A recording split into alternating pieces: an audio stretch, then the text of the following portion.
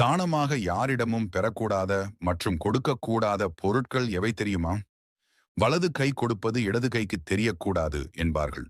அதாவது தானம் கொடுப்பதை பெரிதாக சொல்லி பெருமைப்பட்டுக் கொள்ளக்கூடாது என்பதற்காக இது சொல்லப்படுகிறது.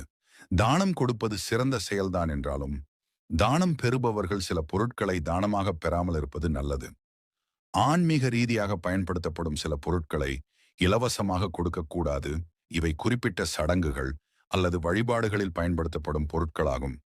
உடைந்த அல்லது சேதமடைந்த பொருட்கள், தனிப்பட்ட முறையில் பயன்படுத்தப்படும் பொருட்கள், சில உணவுப் பொருட்கள் போன்றவற்றையும் தருவதை தவிர்க்க வேண்டும். பூஜை அல்லது வழிபாடு செய்ய தேவையான பொருட்கள், குறிப்பாக நெய், கற்பூரம், குங்குமம் மற்றும் புனித நூல்கள் போன்றவற்றை யாருக்கும் இலவசமாக கொடுக்கக்கூடாது. இவற்றை அப்படி தருவது நல்லதல்ல என்று கருதப்படுகிறது. வஸ்திர தானம் என்பது மிகவும் நல்லது. ஆயுளை நீட்டிக்கும். ஆனால்